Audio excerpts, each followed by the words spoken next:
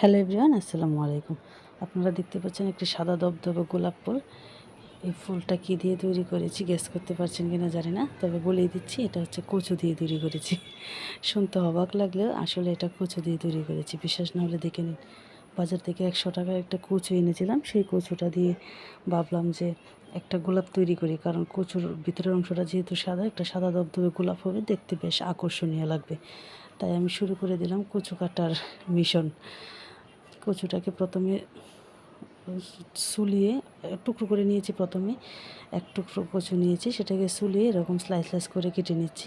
আপনারা প্রসেসটা দেখলে বুঝতে পারবেন। আর যারা ক্রাফটের কাজ করে এটা আর তারা আসলে ভালো বুঝতে পারে যে যারা ক্রাফট করে তাদেরকে সব সবজি টানে। কচু বাদ যাবে কেন বলেন? কচু দিয়ে একটা সুন্দর ক্রাফট হয়ে যাবে। দেখতে পাচ্ছেন কত সুন্দর একটা গোলাপের পাপড়ি হয়ে যাচ্ছে। এভাবে প্রথমে চতুর্দিক দিয়ে ঘুরিয়ে ঘুরিয়ে আপনারা প্রথম স্টেপটা আপনারা হালকা করে ছোটো একটা নাইফ দিয়ে কেটে নেবেন। আমার কাছে প্রথমে 1-2 বার চেষ্টা করলে হয়ে যাবে।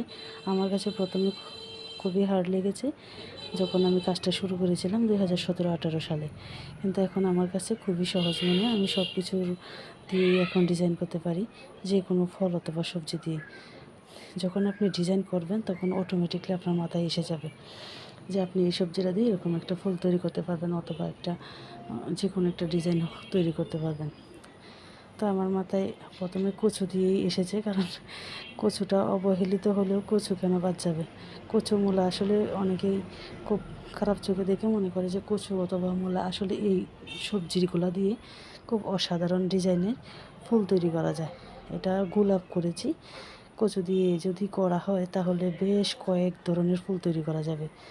আমার মনে হয় যদি তৈরি করি, মানে পর্যাপ্ত কচু থাকে বা প্রতিদিন ডিজাইন করি, 1 মাসে মনে হয় না যে ডিজাইন শেষ হবে। এক এক দিন এক এক রকম ডিজাইন। তাই আজকের কচুটা দিয়ে একটা বড় সড়ো গোলাপ তৈরি করার মিশনে নেমেছি। দেখাই যাক কেমন হয়, আপনাদের কেমন লাগে। যদি ভালো লাগে তাহলে আমাকে কমেন্ট বক্সে অবশ্যই উৎসাহ দান করবেন, আর শেয়ার করতে ভুলবেন না। অবশ্যই লাইক করে দেবেন। যেহেতু কষ্ট করে ডিজাইনটা করছি, তা আপনাদের সাপোর্ট অবশ্যই আশা করি। আর কোন সবজির উপরে আপনারা পরবর্তী ডিজাইন দেখতে চান কমেন্ট সেকশনে জানালে আমি উৎসাহ পাবো এবং অবশ্যই চেষ্টা করব। বর্তমানে বাজারে যে সবজিগুলো আছে এই সবজির ভিতরে যদি আপনারা ফুল দেখতে চান তাহলে আমাকে জানাবেন, আমি অবশ্যই চেষ্টা করব আপনাদের একটা ডিজাইন করে দেখাতে। আমার কাছে গোলাপটা তৈরি করতে একদম বেশি সময় লাগেনি, খুব অল্প সময়ের ভিতরে করে ফেলেছি। এটা আপনারাও চেষ্টা করতে করতে হয়ে যাবে। অল্প সময়ের ভিতরে আমি এত বড় একটা গোলাপ করেছি। এটা গায়ে হলুদের টেবিলে যদি আপনি একটা প্লেটের চতুর্দিক দিয়ে অরেঞ্জটা কেটে স্লাইস স্লাইস করে কেটে রাউন্ড করে শেপ দিয়ে মাঝখানে শুধু ফুলটা রেখে দেন, অসম্ভব সুন্দর লাগবে। অথবা গাজরকে আপনি স্লাইস স্লাইস করে কেটে চতুর্দিক দিয়ে রাউন্ড করে দিয়ে তারপর মাঝখানে যদি এই ফুলটা রেখে দেন তাহলেও অনেক সুন্দর লাগবে।